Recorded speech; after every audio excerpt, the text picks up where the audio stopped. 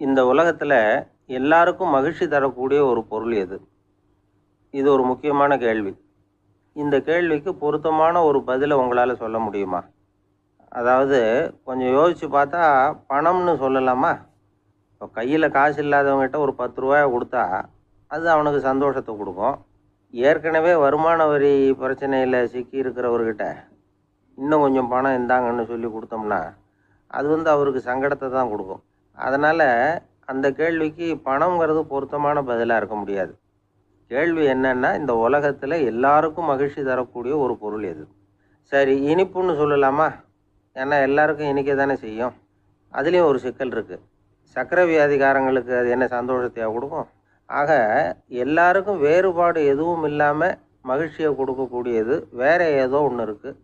அது என்னன்னு கண்டுபிடிக்கணும். அதுதான் இன்றைக்கி தகவல். அதை கண்டுபிடிக்கணும்னா இந்த கதையை கேட்கணும். அது என்ன கதைன்னா, ஒரு ஊரில் ஒரு ராஜா இருந்தார். அவருக்கும் இதே சந்தேகம் வந்துட்டுது. அதாவது எல்லாருக்கும் இன்பம் தரக்கூடிய பொருள் எது அப்படின்னு. இதுக்கு பதில் தெரிஞ்சுக்கிறதுக்கு ஆசைப்பட்டார். சரி, அதுக்கு என்ன செய்யலாம்னு யோசனை பண்ணார். நாட்டு மக்களுக்கு பகிரங்கமாக ஒரு அறிவிப்பு கொடுத்தார். நம்ம நாட்டு மக்கள் இன்பம் தரக்கூடிய பொருள் எதுன்னு நினைக்கிறாங்களோ அதை கொண்டுகிட்டு வந்து அரண்மனையில் உள்ள கண்காட்சி மண்டபத்தில் வைக்கலாம். அப்படி அவங்க வைக்கிற பொருள்களில் எது எல்லாருக்கும் இன்பம் தரக்கூடியதாக இருக்குமோ அதை வச்சவருக்கு 1000 பொற்காசுகள் பரிசு அப்படின்னு அறிவிப்பு கொடுத்துட்டார். ஜனங்கள் இந்த அறிவிப்பை கேட்டாங்க. அதுக்கப்புறம் சும்மா இருப்பாங்களா? 1000 பொற்காசுன்னா சும்மாவா? அவங்க கையில் என்னென்ன கிடைச்சதோ அதையெல்லாம் கொண்டாந்து அரண்மனை காட்சி மண்டபத்தில் வச்சுட்டாங்க. அதுக்கப்புறமா ராஜா அங்கே வந்தார். ஒவ்வொன்றா பார்த்துக்கிட்டே வந்தார். முதல்ல ஒரு குயில் இருந்தது, இனிமையாக பாடக்கூடிய குயில். இந்த குயிலோட இன்னிசை எல்லாருக்கும் இன்பம் தரக்கூடியது தான். இருந்தாலும் காது கேட்காதவங்களுக்கு இந்த இசை எப்படி இன்பம் தர முடியும்? அதனால் இது சரியில்லைன்னு விட்டார். அடுத்தபடியாக போனார்.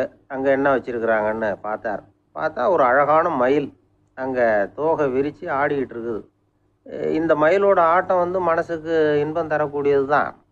இருந்தாலும் பார்வை இல்லாதவங்க இந்த ஆட்டத்தை பார்த்து ரசிக்க முடியுமா? முடியாது. அதனால் இதுவும் சரியில்லை அப்படின்னு சொல்லிவிட்டார். அதுக்கு அடுத்தபடியாக போனார். பல வகையான இனிப்பு பண்டங்களை வச்சுருந்தாங்க. பார்த்தார், வயசானவங்களுக்கும் நோயாளிகளுக்கும் இது இன்பம் தராது, துன்பம் தான் கொடுக்கும் அப்படின்னார். இப்படி ஒவ்வொன்றா பார்த்துக்கிட்டே போகிறார். அழகான மலர்கள், கனிகள், ஓவியங்கள் எதுவுமே பொருத்தமாக தெரியல. சகல பேருக்கும் இன்பம் தரக்கூடிய வகையில் எதுவும் இல்லை. கடைசியாக வந்தார். அங்கே ஒரு களிமண் பொம்மை இருந்தது. அது என்ன பொம்மை தெரியுமா? பசியால் வாடி இருக்கிற ஒருத்தருக்கு ஒரு அம்மா இனிமையாக பேசிக்கிட்டு சோறு போடுறது மாதிரி அந்த பொம்மையை செஞ்சுருந்தாங்க. அதுக்கு கீழே அன்பு அப்படின்னு எழுதியிருந்துதான். ராஜா பளிச்சுன்னு ஒரு முடிவுக்கு வந்தார். அந்த பொம்மையை செஞ்ச சிற்பியை வரவழைச்சார், பரிசு கொடுத்தார். அன்பு ஒன்று தான் எல்லாருக்கும் இன்பம் அளிக்கக்கூடிய பொருள். காது கேட்காதவங்களும் அதை கேட்க முடியும், பார்வை இல்லாதவங்களும் அதை பார்க்க முடியும், குழந்தைகளும் அதை உணர முடியும் அப்படின்னு அதுக்கு விளக்கம் கொடுத்தார் அந்த மன்னர். இந்த உலகத்தில் எல்லாருக்கும் மகிழ்ச்சி தரக்கூடிய ஒரு பொருள் அன்பு தான். அதை புரிஞ்சுக்கிட்டு தான் சில கணவன்மார்கள் மனைவி பேரில் ரொம்ப அன்பை காட்டிக்கிறது வழக்கம். ஒரு வீட்டு வாசப்படி பக்கமாக மழைக்கு ஒதுங்கினார் ஒருத்தர். மழை தூரிக்கிட்டு இருந்தது, இருட்டு நேரம். அந்த வீட்டில் இருந்தவர், இன்னைக்கு ராத்திரி வேணும்னா இங்கேயே தங்கிட்டு காலையில் போங்க அப்படின்னார். உடனே இவர் சொன்னார், ரொம்ப நன்றிங்க, ஒரு 10 நிமிஷத்தில் இதை வந்துவிடுறேன் அப்படின்னு சொல்லிவிட்டு எங்கேயோ ஓடினார். 10 நிமிஷம் கழித்து திரும்பி வந்தார். ஆமாம், எங்கே போயிட்டு வந்தீங்கன்னு கேட்டார் வீட்டில் இருந்தவர். நேராக எங்கள் வீட்டுக்கு போய் மனைவி கிட்ட இன்னைக்கு ராத்திரி இங்கேயே தங்கிக்கிறேன்னு சொல்லிவிட்டு வந்துவிட்டேன் அப்படின்னார் அவர். அன்புல இது ஒரு ரகம். ஒருத்தர் மனசில் நிம்மதி இல்லாமல் உட்காந்துருந்தார். என்ன சார் விஷயம் அப்படின்னு விசாரித்தேன். அகலக்கால் வச்சுட்டேன், அதுதான் அவதிப்படுறேன்னார். விவரமாக சொல்லுங்கன்னு. வீடு கட்டணும்னு ஆரம்பித்தேன், வேலை பாதியிலேயே நிற்கிது, கையில் பணம் இல்லை அப்படின்னார். இது மாதிரி ஆசாமிகள் பல பேரை நீங்கள் பார்த்துருக்கலாம். இவங்கெல்லாம் சுலபமாக மன அழுத்தத்துக்கு ஆளாயிடுறாங்க. மன உளைச்சல், அதாவது ஸ்ட்ரெஸ் அப்படின்னு சொல்கிறோமே, அதுக்கு அடிப்படையான சில காரணங்கள் உண்டு. அதாவது மிகையாக திட்டமிடுதல் அப்படிங்கிறதும் ஒரு முக்கியமான காரணம். நடைமுறை சாத்தியம் என்னங்கிறத மனசில் வச்சுக்கிட்டு எந்த திட்டத்தையும் தீட்டணும், அப்போ தான் அது சரியாக வரும். ரெண்டாவது காரணம் என்ன தெரியுமா? ஒரே நேரத்தில் பல்வேறு செயல்களில் ஈடுபடுறது. தொலைபேசியில் பேசிக்கிட்டே கையில் இருக்கிற கடிதத்தை படிச்சுக்கிட்டே எதிரில் உட்காந்துக்கிட்டு இருக்கிறவருக்கும் அப்பப்போ பதில் சொல்லிக்கிட்டு மனசில் பல்வேறு சிந்தனைகளை அப்படியே ஓட விட்டுக்கிட்டு இருக்கிறது, இதுவும் மன அழுத்தத்தை உண்டாக்குது. மூணாவது காரணம், எதுலேயும் வெற்றி மட்டும் எதிர்பார்க்குற ஒருதலை பட்சமான ஆர்வம். நாம் தொட்டதெல்லாம் வெற்றியாகவே முடியணும் அப்படின்னு எதிர்பார்க்குறவங்க ஏதாவது ஒன்றில் தோல்வியை கண்டால் தோண்டு போயிடுறாங்க. எப்படியும் முடியலாம்ங்கிற எண்ணம் ஏற்கனவே நமக்குள்ளே இருந்துட்டுதுன்னா அந்த அவஸ்தை வராது. அதனால் அதுவும் நம்ம வளர்த்து கொள்ள வேண்டிய ஒரு குணம். மன உளைச்சல் ஏற்படுறதுக்கு இன்னொரு காரணம், எதையும் வேகமாக செஞ்சுடணும் அப்படிங்கிற துடிப்பு. அந்த துடிப்பே மனசை அழுத்த ஆரம்பிச்சிடும். எந்த ஒரு காரியத்திலையும் தாமதமோ இடையூறோ ஏற்பட்டால் அதை பொறுத்துக்கிற மனப்போக்கம் வேணும். அது இல்லாதவங்க அழுத்தத்துக்கு ஆளாயிடுறாங்க. சில பேர் வேலைன்னு எந்த நேரம் பார்த்தாலும் வேலையே கதின்னு கிடப்பாங்க. பொழுதுபோக்குக்கோ உடற்பயிற்சிக்கோ குடும்பத்தில் உள்ளவங்க அல்லது நண்பர்கள் கூட கலந்துரையாடவோ கொஞ்சம் கூட நேரம் ஒதுக்க மாட்டாங்க. இந்த சுபாவம் மன அழுத்தத்தை உண்டு பண்ணும். இதையெல்லாம் புரிஞ்சுக்கிட்டு அதிலிருந்து விடுபடுறது எப்படின்னு யோசிக்கணும். வல்லுநர்கள் இது தொடர்பாக சில யோசனைகளை சொல்லி வச்சிருக்கிறாங்க. அது என்னன்னா, வாழ்க்கைங்கிறது பிரச்சனைகளால் பின்னப்பட்ட ஒன்று. அது எப்போவுமே முடிவடையாத ஒரு தொடர்கதை அப்படிங்கிறத முதல்ல நாம் புரிஞ்சுக்கணும். ஒரே நேரத்தில் ஒரு காரியத்தில் மட்டுமே நாம் கவனம் செலுத்தணும். அடுத்தவங்க காரியத்தில் தலையிடக்கூடாது. எதையும் பேச ஆரம்பிக்கிறதுக்கு முன்னாடி நம்மை நாமே கேட்டுக்க வேண்டிய கேள்வி 2. 1, நான் சொல்ல போகிறது ரொம்ப முக்கியமானதா? 2வது, நான் சொல்கிறத அவங்க கேட்குறதுக்கு ஆசைப்படுறாங்களா? நான் பேசுகிறதுக்கு அது சரியான நேரம் தானே? இதை யோசித்து பார்த்ததுக்கப்புறம் எதையும் பேச ஆரம்பிக்கணும். முடிஞ்ச அளவுக்கு வளைந்து போகிற சுபாவத்தை வளர்த்துக்கணும். நம்ம நேரம் விலை மதிப்பு இல்லாதது. அதை வீணாக்கக்கூடாது. சிரிக்க தெரியலைன்னாலும் பரவாயில்ல, முகத்தில் கொஞ்சம் புன்முறுவலாவது காட்டணும். இதெல்லாம் ரொம்ப முக்கியம். அடுத்தவங்க ஏதாவது செஞ்சால் உடனே நன்றி சொல்ல மறக்கக்கூடாது. தினமும் கொஞ்சம் நேரத்தை தனிமையில் செலவு பண்ணணும். மன உளைச்சலிருந்து விடுபடுறதுக்கு 3 முக்கிய வழிகள் சொல்கிறாங்க. அதை சுருக்கமாக ரெட் அப்படின்னு சொல்கிறாங்க. RED ஆங்கில எழுத்தில். அந்த முதல் எழுத்து ஆர், அது என்னென்னா ரிலாக்ஸேஷன், அதாவது இடை ஓய்வு. 2வது இ எக்ஸர்சைஸ், உடற்பயிற்சி. 3வது டயட், திட்டமிட்ட உணவு முறை. அதனால் தியானம், மூச்சு பயிற்சி இதெல்லாம் இந்த இடை ஓய்வுக்கு வழிகள். எந்த வேலையையும் தொடர்ந்து செய்யக்கூடாது. எல்லார்கிட்டையும் கலகலப்பாக பழகணும். மாதத்துக்கு ஒரு நாளாவது குடும்பத்தோடு வெளியில் போயிட்டு வரணும். சுலபமான உடற்பயிற்சிகளை செய்யலாம். உடற்பயிற்சிங்கிறது நமக்காக நாம் செய்கிற ஒரு நீண்ட கால முதலீடு அப்படின்னு சொல்லுவாங்க. அதாவது லாங் டேர்ம் இன்வெஸ்ட்மெண்ட்டாக. அளவோடு சாப்பிட்ணும், மெதுவாக சாப்பிட்ணும். இதெல்லாம் கொஞ்சம் மனசில் வச்சுக்கிட்டு நடந்துக்கிட்டால் மகிழ்ச்சியாக வாழலாம். சில பேர் சாப்பாட்டு விஷயத்தில் ரொம்ப அக்கறை எடுத்துக்கிறது உண்டு. ஒரு குண்டு ஆசாமி சாப்பிட உக்காந்தார். முதல்ல ஒரு மாத்திரை சாப்பிட்டார். எதுக்குன்னு கேட்டோம். பசி எடுக்கிறதுக்குன்னார். சாப்பிட்டு முடித்தார். பிறகு மறுபடியும் ஒரு மாத்திரை சாப்பிட்டார். இது எதுக்குன்னு கேட்டோம். சாப்பிட்டது ஜீரணமாகறதுக்கு அப்படின்னார். அவருடைய சீடர்கள் கொஞ்சம் பேர் ஒரு பாதை வழியாக நடந்து போயிட்டு இருக்கிறாங்க. வழியில் ஒரு ஆறு, அதை கடக்க வேண்டியிருந்தது. ரொம்ப ஆழம் கிடையாது. அதனால் எல்லாரும் இறங்கி நடக்க ஆரம்பித்தாங்க. அப்போ அந்த குரு சொன்னாராம், ஞானம் பெற்றவன் ஆற்றை கடக்கும் போது அவனுடைய கால்கள் ஒருபோதும் நனையாது அப்படின்னாராம். இதை கேட்டது சீடர்களுக்கு ஒன்றும் புரியல. அவங்க எல்லாரும் குழம்பி போயிட்டாங்க.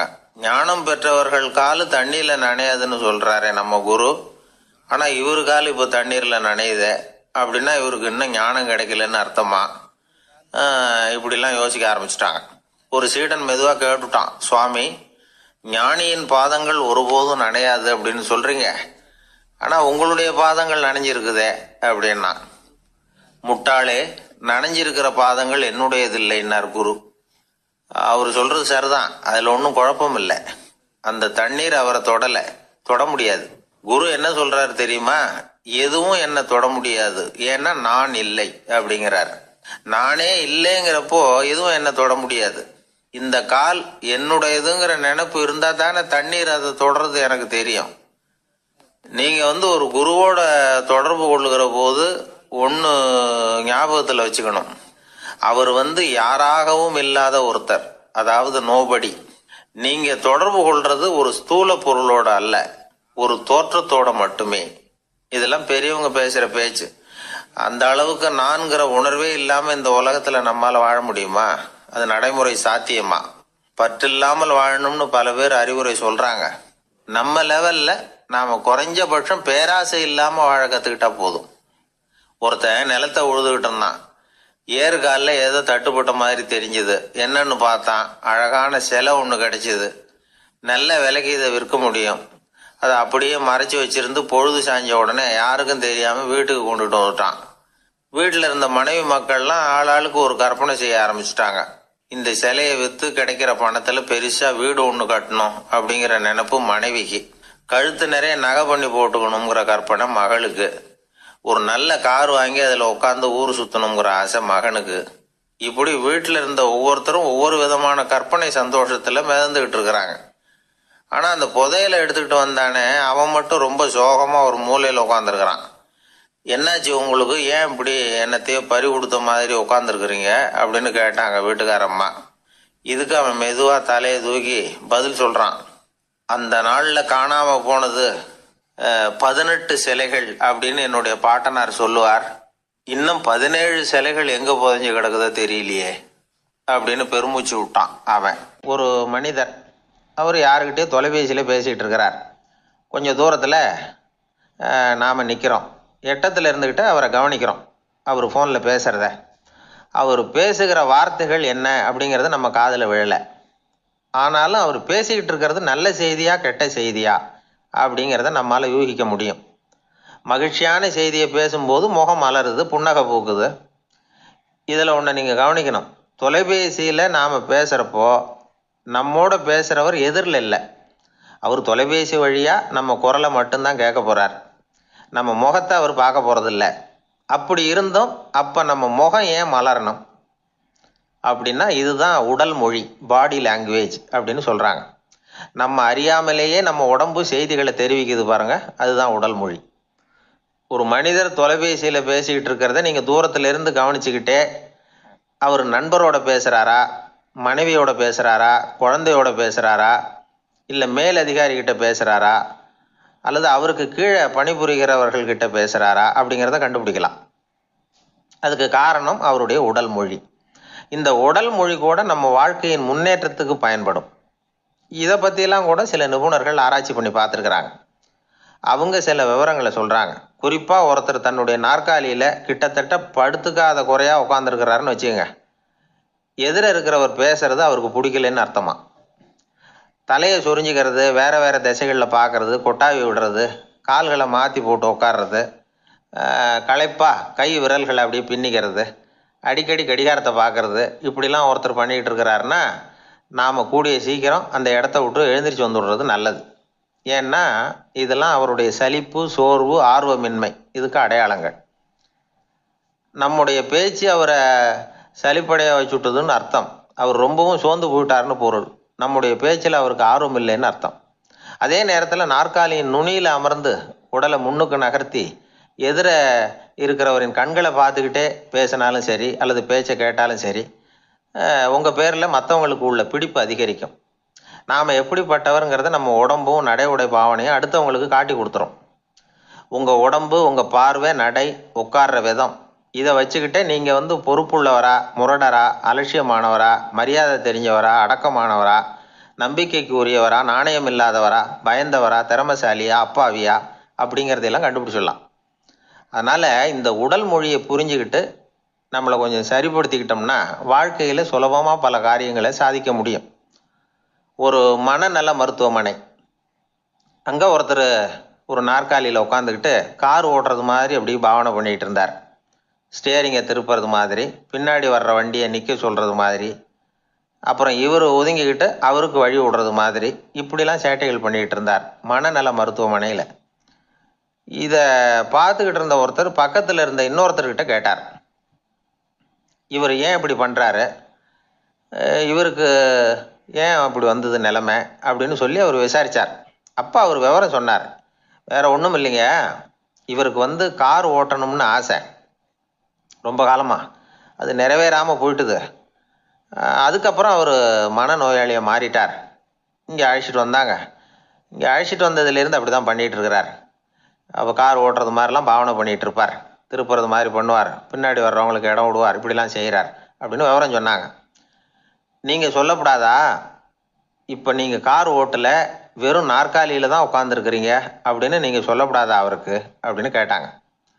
அது முடியாதுங்க, ஏன்னா அந்த காரை கழுவுறதுக்காக அவர் தினமும் எனக்கு 10 ரூபா கொடுத்துக்கிட்டு இருக்கிறார் அப்படின்னாராம் அங்கே வேலை செஞ்சுக்கிட்டு இருந்த ஒருத்தர். அதனால் வாழ்க்கையில் நாம் இந்த உடல் மொழியை புரிஞ்சுக்கணும். உடல் மொழிங்கிறது இப்போ ஆரம்பத்தில் சொன்னது மாதிரி அந்த தொலைபேசியில் பேசுகிறவங்கள தூரத்திலேருந்து பார்த்தாவே அவர் யாருக்கிட்ட பேசுகிறார் என்ன பேசுகிறாருன்னு தெரியும். நம்ம முகத்தை நல்லா வச்சுக்கணும். உடல் மொழியை நம்ம புரிஞ்சுக்கிட்டு பயன்படுத்த ஆரம்பித்தோம்னா எந்த முயற்சி பண்ணினாலும் அதில் வெற்றி நிச்சயம். ஒரு நண்பர் இருக்கார், எப்போ பார்த்தாலும் கையில் ஒரு புத்தகம் இருக்கும். புத்தகம் இல்லாமல் எங்கேயும் புறப்பட மாட்டார். எதுக்காக இப்படி எடுத்துகிட்டு போகிறீங்க அப்படின்னு கேட்டால், எனக்கு இது ஒரு நல்ல நண்பன் மாதிரி, இந்த காலத்தில் எங்கே போனாலும் காத்திருக்க வேண்டியிருக்கு, அது மாதிரி சமயத்தில் நான் நண்பன் கூட பேசிக்கிட்டு இருப்பேன் அப்படிம்பாரான். ஒருத்தர் ஒரு பெரிய அரச பதவியில் இருந்தார். அவர் பதவியிலேருந்து இறங்க வேண்டிய சூழ்நிலை. அரசு கொடுத்துருந்த வீட்டை விட்டுட்டு வெளியில் வர்றார். வரும்பொழுது 2 கையிலையும் 2 பெட்டியை எடுத்துகிட்டு வந்தாராம். சார், உங்களுடைய உடைமைகள் அப்படின்னு கேட்குறாங்க அங்கே இருந்த ஊழியர்கள். இவர் தன்னுடைய கையில் இருக்கிற பெட்டியை காட்டி, இதுதான் என்னுடைய சொத்து அப்படின்னாராம். ஒரு பெட்டியில் அவருடைய உடைகள், இன்னொரு பெட்டியில் அவர் விரும்பி படிக்கிற புத்தகங்கள், அவ்வளோதான். இதுதான் இருந்துதான். புத்தகம் படிக்கிறது மனசுக்கு நல்லதுங்கிறது நமக்கு தெரியும். புத்தக வாசிப்பு உடம்புக்கும் நல்லதுங்கிறாங்க. அது நமக்கு ஆச்சரியமாக தான் இருக்குது. ஒரு நபர் ஒரு வருஷத்தில் சராசரியாக 2000 பக்கங்களை படிச்சிருக்கணுமா, யுனெஸ்கோ பரிந்துரை. ஆனால் நம்ம நாட்டில் நாம் சராசரியாக படிக்கிறது 32 பக்கங்கள், அவ்வளவுதான். இவ்வளவுக்கு நம்ம நாட்டில் 6000த்துக்கும் மேற்பட்ட நாளேடுகள், 2000த்துக்கும் மேற்பட்ட இதழ்கள், மலர்கள், இவ்வளவு இருந்தும் சரியாக வரல. இந்த உலகத்தில் முதல் நூலகம் எங்கே எப்போ ஆரம்பமாச்சு தெரியுமா? கிமு 2500ஆம் ஆண்டில் அது ஆரம்பமாயிருக்குது. பாபிலோனியாவில் அமில் அணு அப்படிங்கிற அரசன் தான் நூலகத்தை உருவாக்கி இருக்கிறான். அப்போல்லாம் தாள் கிடையாது, களிமண் தான். களிமண் பலகைகளில் எழுதி அது தொகுத்து அப்படியே நூலாக்கி அதை நூலகத்தில் வச்சுருப்பாங்களாம். அரசருடைய நூலகத்தில் 1000த்துக்கும் மேற்பட்ட நூல்கள் இருந்ததாக வரலாற்று குறிப்பு இருக்குது. அது மட்டும் இல்லை, அந்த நூலகத்தில் பொருள் வாரியாக, அதாவது சப்ஜெக்ட் வாரியாக புத்தகங்களை வகைப்படுத்தி வச்சுருந்தாங்களாம். அதில் மிச்சம் இருந்த ஒரு 25 களிமண் பலகை புத்தகங்கள் இன்றைக்கும் பிரிட்டிஷ் அருங்காட்சியகத்தில் இருக்குதான். அச்சு தாள் இதெல்லாம் ஏற்பட்டதுக்கப்புறம் அமைக்கப்பட்டது தான் பிரான்சில் இருக்கக்கூடிய பாரிஸ் நூலகம். 1480 பிரெஞ்சு மன்னர் 11ஆம் லூயி இந்த நூலகத்தை அமைச்சாராம். ஆனால் அப்போல்லாம் அரசர்கள் மட்டும்தான் நூலகத்தை பயன்படுத்த முடியுமா. அதுக்கப்புறம் 17ஆம் நூற்றாண்டில் இந்த முறை மாறி பொதுமக்கள் அங்கே போகலாம், படிக்கலாம் அப்படிங்கிற நிலைமை வந்துதான். போட்லியன் நூலகம் அப்படின்னு அதுக்கு பேர், பாரிஸ் நகரத்தில் இருக்குது. அங்கே தான் நூல்களின் பட்டியல் தயாரிப்பு பணி ஆரம்பமாச்சு. கல்வி வளர்ச்சியையும் நூலகத்தையும் இணைச்சவர் நெப்போலியன் போனபார்ட். முன்பணம் செலுத்தி புத்தகத்தை படிக்கிற முறையையும் அவர் தான் கொண்டுகிட்டு வந்தாராம். மக்கள்கிட்ட வசூலிக்கிற வரியின் ஒரு பகுதியை நூலகத்துக்கு பயன்படுத்தினவரும் அவர் தானா. நெப்போலியன் நூலகத்தில் உலகத்தில் உள்ள எல்லா மொழி நூல்களும் இருக்குதான். அங்கே ஒரு தமிழ் நூலும் இருந்திருக்குது. அது என்னென்னா கம்பராமாயணம். சோவியத் யூனியனுக்கு படையெடுத்து போனப்போ அங்கேருந்து லட்சக்கணக்கான புத்தகங்களை இந்த பனிச்சறுக்கு வாகனங்கள் இருக்குல்ல, அதில் கொண்டுகிட்டு வந்ததாக வரலாறு. அடுத்தபடியாக குறிப்பிட்டு சொல்லத்தக்க நூலகம் எதுன்னா பிரிட்டிஷ் நூலகம். மிக பழைய கையெழுத்து பிரதியெல்லாம் கூட அங்கே இருக்குது. 1753 ஆரம்பமாச்சு. அதில் உள்ள நூல்களை வரிசையாக அடுக்கினா 180 கிலோமீட்டர் நீளத்துக்கு வருமா. மிகப்பெரிய நூலகம் அமெரிக்க தலைநகர் வாஷிங்டனில் இருக்குதான். இந்தியாவை பொறுத்த வரைக்கும் பெரிய பழைய நூலகம் எதுன்னா கல்கத்தா நூலகம். எல்லா இந்திய மொழி நூல்களும் இங்கே உண்டு. மகாகவி பாரதியார் நடத்தின இந்தியாங்கிற இதழின் எல்லா பிரதிகளும் அங்கே பாதுகாப்பாக இருக்குது. படிக்கும் பழக்கம் இங்கே வளர வேண்டியிருக்குது. ஒருத்தர்கிட்ட ஒரு புஸ்தகத்தை கொடுத்து விமர்சனம் எழுத சொல்லியிருந்தாங்க. கொஞ்ச நாள் கழித்து அவரை போய் பார்த்து, என்னங்க புஸ்தகத்தை படித்து பார்த்தீங்களா அப்படின்னு கேட்டாங்களாம். இதுக்கு அவர் சொல்லியிருக்கிறார், இன்னும் நான் படித்து பார்க்கலிங்க, இப்போ தானே விமர்சனமே எழுதி முடிச்சிருக்கிறேன், இனிமே தான் படிக்கணும் அப்படின்னாராம். ஐயா, என்னுடைய நூல் வெளியீட்டு விழாவுக்கு அவசியம் நீங்கள் வரணும் அப்படின்னு கூப்பிட்டார் ஒருத்தர். எப்போ வரணும்னு கேட்டேன். அடுத்த வாரம்னார். சரி, புத்தகம் தயாராகிட்டுதா அப்படின்னேன். நாளைக்கு தான் அச்சிக்க கொடுக்க போகிறேன்னார். என்னங்க இது, புத்தகம் அச்சிடுறதுக்கு முன்னாடியே அழைப்புதழை வந்து அச்சடிச்சு விட்டீங்களே அப்படின்னு கேட்டேன். அதனால் என்னங்க, அந்த காலம் மாதிரியா அப்போல்லாம் அச்சுக்கலை வந்து எவ்வளவோ முன்னேறியாச்சுங்க. Linotype, monotype, phototype, laser, இப்படி என்னென்னமோ வந்தாச்சு. இன்றைக்கி கொடுத்தா நாளைக்கே புத்தகம் தயார் அப்படின்னார். இப்படி இந்த அளவுக்கு முன்னேறி இருக்கிற இந்த அச்சுக்கலை ஆரம்பத்தில் எப்படி இருந்தது தெரியுமா? அந்த காலத்தில் காகிதம்னா என்னென்னே தெரியாது. அப்படி ஒன்று கண்டுபிடிக்கப்படவே இல்லை. அப்போல்லாம் எதையாவது ஒன்று எழுதணும்னா அதுக்கு ஆட்டு தோலை தான் பயன்படுத்தி இருக்கிறாங்க. கண்ணுக்குட்டி தோல் கூட அதுக்கு உபயோகப்பட்டு தான்.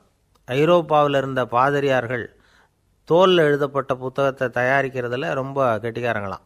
எகிப்து, அப்புறம் மத்திய தரைக்கடல் ஓரத்தில் உள்ள நாடுகள், இங்கெல்லாம் தோல் தான் எழுதுபொருளாக பயன்பட்டு வந்திருக்குது. ஆனால் நம்ம நாட்டில் ஓலைச்சுவடிகளை எழுத்துக்கு பயன்படுத்தி இருக்கிறாங்க. எழுதுறதுக்கு தோலை பயன்படுத்தினவங்க பிறகு பேப்பரைஸ் அப்படிங்கிற கோரை புல்லை வந்து அதுக்கு பயன்படுத்தினாங்களாம். இதெல்லாம் அப்படி கொஞ்சம் கொஞ்சமாக கண்டுபிடிச்சிட்டு வந்திருக்கிறாங்க. அந்த புல்லை வந்து கச்சிதமாக நறுக்க வேண்டியது, நல்லா பதப்படுத்த வேண்டியது, அதுக்கப்புறம் அதில் எழுத வேண்டியது, அவ்வளவுதான். பேப்பருங்கிற சொல்லே இந்த பேப்பைரஸ் அப்படிங்கிறதுலேருந்து வந்தது தான். அதுக்கப்புறம் தான் காகிதம் வந்தது. இதை முதல்ல சீன நாட்டில் தான் கண்டுபிடிச்சாங்க. அது வந்த பிறகு அச்சு எந்திரம் கண்டுபிடிக்க வேண்டிய அவசியம் ஏற்பட்டது. அதை கண்டுபிடிச்சவர் ஜெர்மானிய அறிவியல் அறிஞர் ஜான் கூட்டன்பர்க். அச்சு கலைக்கு அடித்தளம் அமைச்சவர் அவர் தான். ஜெர்மனியில் மெயின்ஸ் அப்படிங்கிற ஊரில் 1399 பிறந்தார். அவரோட மாமன் ஒருத்தர் உலோக வேலையில் வல்லவர். அவர்கிட்ட இந்த வேலையை கற்றுக்கிட்டார். அதோட வைர கற்களை வந்து பட்டை தீட்டுறதுலேயும் ரொம்ப தேர்ச்சி பெற்றிருந்தார். இளம் வயசுலேயே சும்மா இருக்க மாட்டாராம். எதை செஞ்சாலும் அதை திறமையாக செய்வாராம். அவர் தான் முதல்ல மர அச்சு எழுத்துக்களை உருவாக்கினார். அது மேலே மை தடவி பிரதிகள் எடுத்தார். அதுக்கப்புறம் உலோக எழுத்துக்கள், முதல்ல காரியம், அப்புறம் இரும்பு, அப்புறம் கலப்பு உலோகம், பிறகு அச்சடிக்கிறதுக்கு எந்திரம் ஒன்றையும் உருவாக்கினார். முதல்ல பைபிள் அச்சடித்தார். 1468 அவர் இறந்து போனார். 16ஆம் நூற்றாண்டில் மேலை நாடுகளிலிருந்து மர எழுத்துக்களை கொண்டுகிட்டு வந்து தமிழ்நாட்டில் கிறிஸ்தவ நூல்களை அச்சிட்டாங்க. அப்போல்லாம் வந்து அச்சகங்கள் வந்து போதிய அளவுக்கு இங்கே இல்லை. அதுக்கு என்ன காரணம்னா, இந்தியர்கள் வந்து அச்சகங்களை நடத்தக்கூடாது அப்படின்னு சட்டம். 1835 வரைக்கும் அந்த சட்டம் வந்து நடைமுறையில் இருந்தது. இந்த நிலைமையில் அங்கேயும் இங்கேயுமா 1-2 அச்சகங்கள் ஆரம்பமாச்சு. 1713 தரங்கம்பாடியில் லூத்தரன் மிஷன் அச்சகம், அதே ஆண்டில் சென்னையில் எஸ்பிசிகே அச்சகம். இது ரெண்டும் தான் இந்தியாவில் முதல்ல தொடங்கப்பட்ட அச்சகங்கள். ஆட்டுத்தோல்லையும் ஓலைச்சுவடியிலையும் எழுதப்பட்ட எழுத்துக்கள் இன்றைக்கி எங்கேயோ போயிடுது. ஆனால் நம்ம ஊரில் எழுத்தாளர்கள் நிலைமை தான் ஒன்றும் சொல்லிக்கிறது மாதிரி இல்லை. நம்ம ஆள் ஒருத்தர் சொன்னார், சார், நான் சொந்தத்தில் ஒரு அச்சாபீஸ் வச்சுருந்தேன், இப்போவும் வச்சுருக்கிறேன். அதனால் என்னுடைய படைப்புகளை புத்தகமாக வெளியிடுறதில் எனக்கு ஒன்றும் கஷ்டம் இல்லை. வருஷத்துக்கு ஒரு புத்தகம் எழுதி வெளியிட்டுருவேன். 15 வருஷமாக இலக்கிய உலகத்துக்கு இப்படி சேவை செஞ்சுக்கிட்டு வர்றேன். ஆனால் இந்த வருஷம்தான் வாசகர்கள் வந்து எனக்கு பாராட்டு விழா நடத்தியிருக்கிறாங்க அப்படின்னார். இந்த வருஷம் அப்படி என்ன விசேஷம் அப்படின்னு கேட்டோம். இந்த வருஷம்தான் நான் எந்த புத்தகம் எழுதி வெளியிடாமல் இருந்தேன், அதுக்காகத்தான் எனக்கு இந்த பாராட்டு விழா அப்படின்னார். என்ன சார், உங்கள் பையன் என்ன செஞ்சுக்கிட்டு இருக்கிறான் இப்போ அப்படின்னு கேட்டார் ஒருத்தர். அடிக்கடி கண்ணாடி முன்னாடி நின்று அழகு பார்த்துக்கிட்டு இருக்கிறான் சார் அப்படின்னாரு அப்பா. இளம் பருவம் இப்படி தான் இருக்கும், அதையெல்லாம் சாதாரணமாக நினச்சிடாதீங்க அப்படின்னாரு அவர். என்ன சார் சொல்கிறீங்க, கண்ணாடி முன்னாடி நின்றுக்கிட்டு நேரத்தை வீணாக்கிக்கிட்டு இருக்கான், அதை ஒரு பெரிய விஷயமா நான் நினைக்கணுமா அப்படின்னாரு இவர். இளம் பருவத்தில் இளைஞர்களுக்கும் சின்ன பொண்ணுங்களுக்கும் அடிக்கடி கண்ணாடியில் பார்க்கணும்னு தோணும். அது வெறுமனே அழகு பார்க்கறது மட்டும் இல்லை, அவங்க தங்களையே தேடி கண்டுபிடிக்கிற ஒரு முயற்சி அது. இது ஒரு மனோதத்துவ விளைவு. இது வரைக்கும் வந்து சின்ன பிள்ளையா இருந்துட்டோம், இனிமேல் நாமளும் மற்றவங்க மாதிரி மனிதர்கள் தான் அப்படிங்கிற உணர்வு அவங்களுக்கு வருது. தங்களோட முகம் எப்படி இருக்குது, அழகு எப்படி இருக்குது, உடம்பு நேரம் எப்படி இருக்குது, முடி எப்படி இருக்குது அப்படிங்கிறதையெல்லாம் கண்டுபிடிக்கிறாங்க. அதுக்கப்புறம் இன்னொரு ஆணோ பொண்ணோ தன்னை கவனிக்கணும் அப்படின்னு நினைக்கிறாங்க. இதெல்லாம் மனோதத்துவ உண்மைகள், இதெல்லாம் இயற்கை. இதை பார்த்துட்டு பெற்றவங்க வந்து பிள்ளைங்க கெட்டு போட்டாங்க அப்படின்னு நினைக்கக்கூடாது, அவங்கள திட்டிக்கிட்டே இருக்கக்கூடாது. இன்றைக்கி பல குடும்பங்களில் இதுதான் நடந்துக்கிட்டு இருக்குது. மனுஷ வாழ்க்கையிலேயே இப்படியும் இல்லாத அப்படியும் இல்லாத ஒரு பருவம் வந்து இளம் பருவம். 13லேருந்து 19 வயசுக்கு உட்பட்ட ஆண்கள் பெண்கள் இந்த வகையை சேர்ந்தவங்க, டீனேஜ் குரூப். இவங்கள சின்னவங்கன்னு நினச்சிட முடியாது, பெரியவங்கன்னு நினச்சிட முடியாது. இவங்க ரொம்ப சென்சிட்டிவ். சமூகம் நினச்சா இவங்களை நல்லவங்களாகவும் ஆக்கலாம், கெட்டவங்களாகவும் ஆக்கலாம். கொஞ்சம் அக்கறை எடுத்துக்கிட்டால் பெரிய பெரிய மேதைகளையும் விஞ்ஞானிகளையும் உருவாக்கலாம். ஆனால் நடக்கிறது என்ன தெரியுமா? அநேகமாக இவங்களை யாருமே சரியாக புரிஞ்சுக்கிறது இல்லை, இவங்களை சரியாக நடத்துறதும் இல்லை. இது வரைக்கும் நாம் சொல்கிறத கேட்டுக்கிட்டு இருந்தான், இப்போல்லாம் அவன் இஷ்டத்துக்கு நடக்க ஆரம்பிச்சுட்டான் அப்படின்னு வருத்தப்படுற பெற்றோர்கள் அதிகம். இது வருத்தப்படுற விஷயம் இல்லை, சந்தோஷப்பட வேண்டிய விஷயம். உங்கள் புள்ள சொந்தமாக யோசிக்க ஆரம்பிக்கிறதும் நடந்துக்க ஆரம்பிக்கிறதும் ஒரு தப்பான விஷயமா? அவன் கடைசி வரைக்கும் உங்கள் பேச்சையே கேட்டுக்கிட்டு இருக்கணுங்கிறது என்ன நியாயம்? இன்றைக்கி இளைஞர்களை பெரியவங்க தப்பாக புரிஞ்சுக்கிட்டு தவறாக நடத்துறதுனால தான் அவங்களுக்கு வெறுப்பு, எரிச்சல், மனக்கசப்பு எல்லாம் உண்டாகுது. பெற்றவங்க சரியாக மதிக்கிறது இல்லை அப்படிங்கிற ஒரே காரணத்தினாலேயே வீணாக போகிற பிள்ளைங்க இன்றைக்கி அதிகம். சரி, பெற்றவங்களுக்கு இன்றைக்கி என்ன தான் புத்தி சொல்ல வர்றீங்க அப்படின்னு கேட்குறீங்களா? நாம் எதையும் சொல்ல வரல, ஆனால் அது சம்பந்தமான சில நிபுணர்கள் சொல்லியிருக்கிறத உங்கள் காதில் போட்டு வைக்கலாம். அது என்னென்னா, பிள்ளைங்க கிட்ட அன்பு செலுத்துங்க. குழந்தையாக இருந்தப்போ எவ்வளவு பாசமாக இருந்தீங்க, வளர வளர அதை ஏன் குறைச்சிக்கிறீங்க? பெற்றவங்களின் அன்பான வார்த்தைகளுக்கு ஏங்குறவங்க தான் இன்றைய இளைஞர்கள். அவங்க எதை சொன்னாலும் அதை அக்கறையாக காது கொடுத்து கேளுங்க, அலட்சியப்படுத்தாதீங்க. அவங்க விரும்புகிறது உங்கள்கிட்டேருந்து ஒரு மதிப்பு, மரியாதை, அங்கீகாரம், இவ்வளவுதான். அவங்க அவங்களாவே முடிவுகள் எடுக்கட்டும், அதுக்கு நீங்கள் உதவியாக இருங்க, அது போதும். மற்றவங்க முன்னாடி, முக்கியமாக அவங்க நண்பர்கள் முன்னாடி அவங்கள பற்றி மட்டமாக பேசாதீங்க. அவங்கக்கிட்ட பொய் சொல்லக்கூடாது. நீங்கள் சொன்னது பொய்ன்னு தெரிஞ்சு போச்சுன்னா உங்கள் பேரில் அவங்களுக்கு இருக்கிற மதிப்பு போயிடும், நம்பிக்கை போயிடும். அவங்களுக்கு முன்னாடி நீங்கள் சண்டை போடக்கூடாது. உங்கள் பிள்ளைய எப்பவும் இன்னொரு பிள்ளையோட ஒப்பிட்டு பேசுகிற வேலையே வேணாம். கூட பிறந்த மற்றவங்களோட கூட ஒப்பிடக்கூடாது. இப்படி செஞ்சால் அவன் உங்ககிட்டையும் பிரியமாக இருக்க மாட்டான், அவங்ககிட்டையும் பிரியமாக இருக்க மாட்டான். புள்ள எங்கே போகிறான், என்ன பண்ணுறான் அப்படின்னுலாம் துப்பறிஞ்சிக்கிட்டு இருக்கக்கூடாது. இளைஞர்கள் தனிமையை விரும்புகிறவங்க. அவங்கள பெட்டியில் வச்சு மூடி பாதுகாக்கணும்னு நினைக்கக்கூடாது. அவங்கள எப்படி பாதுகாக்கிறது அப்படிங்கிறது அவங்களுக்கே தெரியும். உங்கள் புள்ள எப்படி நடந்துக்கணும்னு நீங்கள் எதிர்பார்க்குறீங்களோ அது மாதிரி நீங்கள் நடந்து காட்டுங்க, அது போதும். ஒரு வீட்டில் அப்பாவும் அம்மாவும் பேசிக்கிட்டு இருக்கிறாங்க. என்னங்க, நம்ம பொண்ணு பெரியவளாயிட்டா, அடிக்கடி கண்ணாடி முன்னாடி போய் நின்றுக்கிட்டு இருக்கிறா, சீக்கிரமாக ஒரு பையனை பார்த்து கல்யாணத்தை முடிக்காமல் இப்படி மசன்னு கல் மாதிரி உட்காந்துருக்குறீங்களே அப்படின்னு சத்தம் போட்டாங்க அந்த அம்மா. அவசரப்படாத, பார்க்குறதுக்கு கண்ணுக்கு அழகாக லட்சணமாக புத்திசாலியாக ஒரு பையன் கிடைக்க வேணாமா, அதுதான் பார்த்துக்கிட்டு இருக்கிறேன் அப்படின்னார் அப்பா. இதுக்கு அந்த அம்மா சொல்கிறாங்க, எங்கள் அப்பா இப்படியெல்லாம் நினச்சிக்கிட்டு இருந்திருந்தா எனக்கு கல்யாணமே ஆயிருக்காது தெரியுமா அப்படின்னாங்களாம். ஒரு பல்கலைக்கழகம், அங்கே ஒரு இலக்கிய பேராசிரியர், அவர் பாடம் நடத்திக்கிட்டு இருந்தார். ராபர்ட் ப்ரௌனிங் எழுதிய கவிதைகளை பற்றி சொல்லிகிட்டு இருக்கிறார். மாணவர்களும் ரொம்ப அக்கறையாக அதை கேட்டுக்கிட்டு இருக்கிறாங்க. ஒரு குறிப்பிட்ட கவிதையை பற்றி சொல்லும் பொழுது அந்த பேராசிரியருக்கே ஒரு சந்தேகம். அதாவது அந்த கவிதையின் சரியான அர்த்தம் என்னங்கிறதுல சந்தேகம். பேராசிரியர் யோசனை பண்ணார். அந்த கவிதையை முழுசாக புரிஞ்சிக்க முடியல. அதனால் மாணவர்களை பார்த்து சொன்னார், மாணவர்களே, ஒரு நாள் பொறுத்துங்க, இந்த கவிதையை எழுதின கவிஞர் எங்கள் வீட்டுக்கு பக்கத்தில் தான் இருக்கிறார். இன்றைக்கி சாயந்தரம் நான் அவரை நேரிலேயே போய் பார்க்குறேன், பார்த்து இதுக்கு என்னங்க அர்த்தம்னு கேட்டுட்டு வந்துடுறேன், அதுக்கப்புறம் உங்ககிட்ட சொல்கிறேன் அப்படின்னாராம். அன்றைக்கி சாயந்தரமே அந்த பேராசிரியர் கவிஞரை தேடிக்கிட்டு போயிட்டார். கவிஞர் அவங்க வீட்டில் அவர் பாட்டு உட்காந்துருந்தாராம். இவர் போய் அவர் முன்னாடி உட்காந்தார். அப்புறம் கேட்டார், ஐயா, அந்த கவிதையின் முழு பொருள் என்னன்னு தெரிஞ்சுட்டு போகிறதுக்காக வந்திருக்கிறேன் அப்படின்னாராம். எந்த கவிதை அப்படின்னாராம் அவர். இவர் அந்த கவிதையை சொல்லியிருக்கார். கவிஞர் கொஞ்சம் யோசனை பண்ணிவிட்டு அப்புறம் சொன்னாராம், பேராசிரியரே, நீங்கள் கொஞ்சம் தாமதமாக வந்துட்டீங்கன்னாராம்.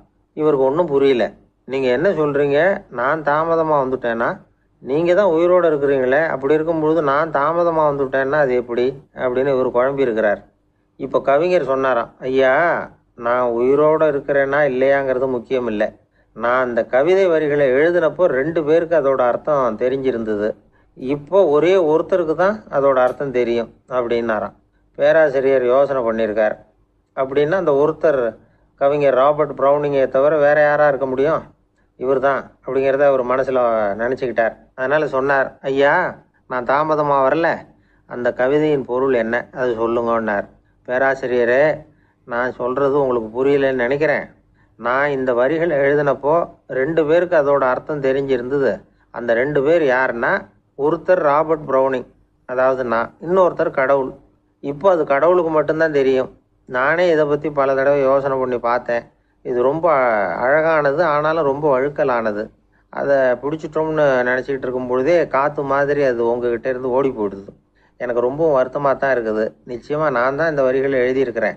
அதில் அர்த்தம் இருக்குங்கிறது எனக்கு தெரியும். அதை நான் உணர்றேன். ஆனால் நீங்கள் என்னை மன்னிக்கணும். எனக்கே கூட அதை என்னால் விளக்க முடியல. அப்படி இருக்கும் பொழுது உங்களுக்கு எப்படி அதை நான் விளக்க முடியும் அப்படின்னாரா அந்த கவிஞர். அனுபவிக்கப்படக்கூடிய எல்லாமே விளக்கப்படக்கூடிய ஒன்றல்ல, விளக்கப்படும் எல்லாமே அனுபவிக்கப்படக்கூடிய ஒன்றல்ல அப்படிங்கிறது ஞானிகளுடைய கருத்து. அதுக்காக தான் அந்த சம்பவம். வாழ்க்கையில் நீங்கள் தொடர்ந்து ஆய்வு செய்து கொண்டே இருக்கக்கூடிய விளக்கங்களை ஒருபோதும் அடைய முடியாத பரிமாணங்கள் இருக்கிறதுனால தான் அது அலுப்பு தட்டாமல் இருக்குது. உங்களால் நிறைய அனுபவிக்க முடியும். இருந்தாலும் நீங்கள் அனுபவித்து அறிந்த விஷயங்கள் கூட வார்த்தைகளால் விளக்கப்பட முடிவதில்லை அப்படிங்கிறது பெரியோர் சிந்தனை. இதெல்லாம் ஒரு பக்கம் இருக்கட்டும். நமக்கு தெரிஞ்ச பேராசிரியர் ஒருத்தர் 1 மணி நேரம் ரொம்ப விவரமாக வகுப்பு எடுத்தார். கடைசியாக சொன்னார், மாணவர்களே, ரொம்பவும் எளிமையாக விளக்கமாக எல்லா விவரமும் சொல்லியிருக்கிறேன். அதனால் இதில் உங்களுக்கு சந்தேகம் வர்றதுக்கு வாய்ப்பே இல்லை. இருந்தாலும் கேட்க வேண்டிய கடமை கேட்குறேன். இது வரைக்கும் நடத்தினதில் யாருக்காவது ஏதாவது சந்தேகம் உண்டா அப்படின்னு கேட்டாராம். எனக்கு ஒரே ஒரு சந்தேகம்தான் சார் அப்படின்னு எழுந்திரிச்சு நிற்கிறான் ஒருத்தன். என்னன்னு கேட்டாராம். இது வரைக்கும் நீங்கள் என்ன பாடம் சார் நடத்துனீங்க அப்படின்னானான் அவன்.